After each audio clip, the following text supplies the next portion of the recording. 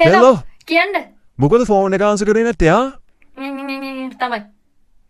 ඇයි මහත්තයා හිතුවද මම ෆෝන් එක මතේ තියන් ඉන්නවා කියලා හැමතිස්සෙම? ඒ වුණාට මැසේජ් එකක් දාන්න තිබ්බනේ. කියවන් එන්න. හිතේ ඇති බය වෙයි කියන. මේ ඒක නෙමෙයි. මම Facebook එකේ දාපු ප්‍රොෆයිල් පික් එක ලස්සනයිද? කාගෙන් ආවද ප්‍රොෆයිල් පික් මාරු කරේ? මගෙන් අහන්න තිබ්බ නේද?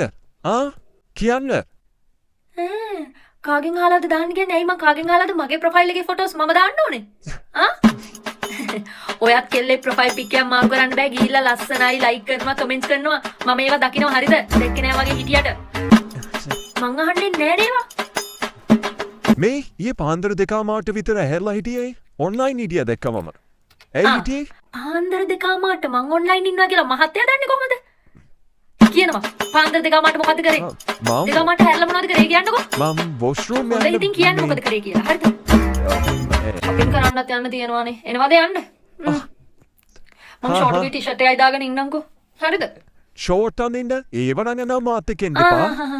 ෂෝට් අඳින්න එපා, අර වඳින්න එපා, මේ වඳින්න එපා කියලා මට නීති දානවා. හැබැයි ෂෝට් ගවුම් ඇඳන් ඉන්න දඟලන නටන TikTok කෙල්ලන්ට ගිහලා ලස්සනයි නංගි ලස්සනයි නංගි ලස්සනයි නංගි කියලා දානවා. මට තමයි ෂෝට් අඳින්න බැරි. අනේ මේ